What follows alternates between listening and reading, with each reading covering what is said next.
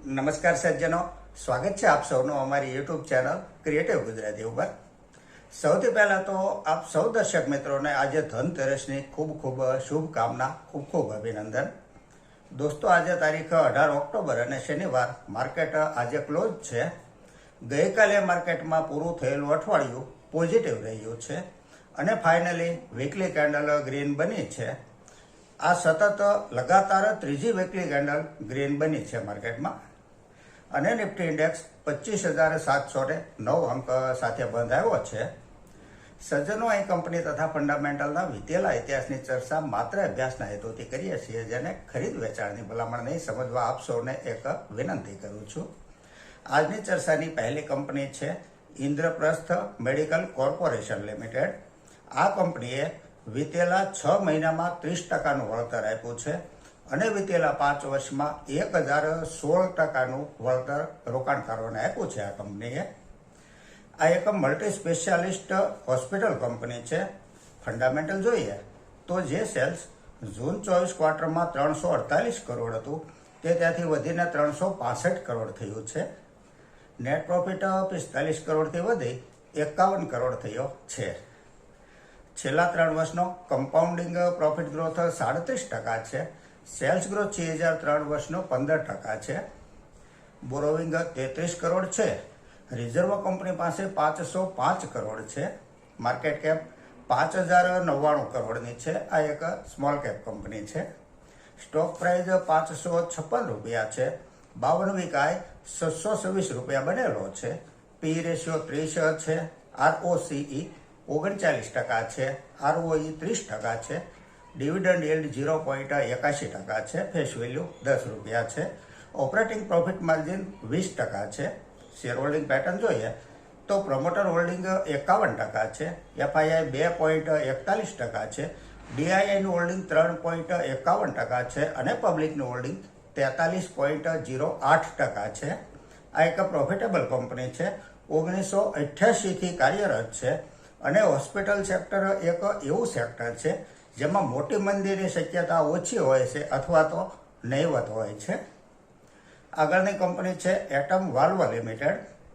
મેટલના valve તથા boiler માઉન્ટિંગનું નિર્માણ કરતી આ એક માઇક્રો કેપ કંપની છે. વોટર, એર, કેમિકલ વગેરેના ઉપયોગમાં આવતા અલગ અલગ પ્રકારના વાલ્વ આ કંપનીની પ્રોડક્ટ છે. ફંડામેન્ટલ જોઈએ તો જે સેલ્સ જૂન 24 ક્વાર્ટરમાં 10 કરોડ 40 લાખ હતું તે ત્યાંથી વધીને 12 કરોડ 37 લાખ થયું છે. નેટ પ્રોફિટ 93 લાખથી વધી 1 કરોડ 24 લાખ થયો છે. છેલ્લા 3 વર્ષનો કમ્પાઉન્ડિંગ પ્રોફિટ ગ્રોથ 68% છે. સેલ્સ ગ્રોથ 3 વર્ષનો 44% છે. બોરોવિંગ 12 કરોડ છે. રિઝર્વ કંપની પાસે 25 કરોડ છે. માર્કેટ કેપ ફક્ત 103 કરોડની છે. માઇક્રો કેપ કંપની છે, નેનો કેપ ટાઈપની છે. સ્ટોક પ્રાઇસ 98 રૂપિયા છે. 52 વીકાય 159 રૂપિયા બનેલો છે.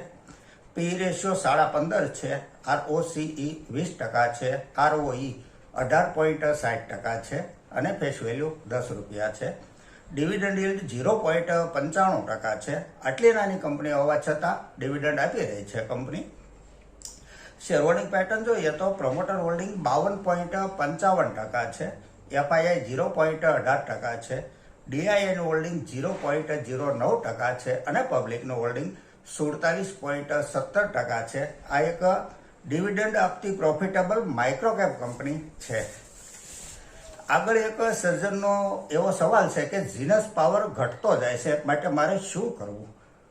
એક્ઝિટ લઈ લઉં એવું પૂછે છે. તો આમાં એવું છે ને કે સ્ટોક માર્કેટ એક માઇન્ડસેટ, મેન્ટાલિટી, સાયકોલોજી, ડર અને લાલચ આ દરેકનું એક કોમ્બિનેશન છે. આમાં કોઈ એક સિદ્ધાંત કામ નથી કરતો, પરંતુ એક વાત ચોક્કસ છે કે સ્ટોક માર્કેટમાં ફ્લેક્સિબલ હંમેશા રહેવું જોઈએ. કોઈ પણ પ્રકારની જડતાને વળગી ન રહેવાય કદાપી. જો આપણે સ્વિંગ કરવા માટે સ્ટોક બાય કર્યો હોય તો ટેકનિકલી પેટર્નના આધારે ખરીદી કરી અને આપણે સ્ટોપ લોસ રાખ્યો હોય, અને જો આપણે સ્ટોપ લોસ નથી રાખ્યો તેનો અર્થ એવો થાય કે આપનું વિઝન લોંગ ટર્મ છે. હવે જો વિઝન લોંગ ટર્મ હોય તો મેનેજમેન્ટમાં કોઈ ઇન્ટરનલ પ્રોબ્લેમ ન હોય ત્યાં સુધી હોલ્ડ રખાય, અને જો ડર લાગતો હોય તો પછી એક જ રસ્તો બચે છે આમાં. આગળ ટાટા મોટર્સ ઉપર શું કરાય તેવા એકથી વધારે પ્રશ્ન છે. તાજેતરમાં જેનું ડીમર્જર થયું છે, કંપની વિશે જો વિસ્તારથી બોલવું હોય ને તો ઘણું બધું છે, પરંતુ જ્યાં સુધી ટાટા સન્સ અને ટાટા ટ્રસ્ટ આ બંનેની વચ્ચે કોઈ સુખદ સમાધાન ન થાય અને સંઘર્ષ ચાલ્યા કરે ત્યાં સુધી ઉપરના મેનેજમેન્ટનો આ એક ઇન્ટરનલ ઇસ્યુ જરા અઘરો અને અટપટો છે, જે ટાટાની તમામ કંપનીઓને અસર કરતા રહેવાનો જ તેવું સમજીને ચાલવું જોઈએ. તો સજ્જનો, આ સાથે આજની આ ચર્ચા અહીં પૂરી કરીએ છીએ. જો આપને આજની આ ચર્ચા પસંદ આવી હોય તો લાઈક કરજો, શેર કરજો, મારી ચેનલને સબસ્ક્રાઈબ કરજો. નમસ્કાર.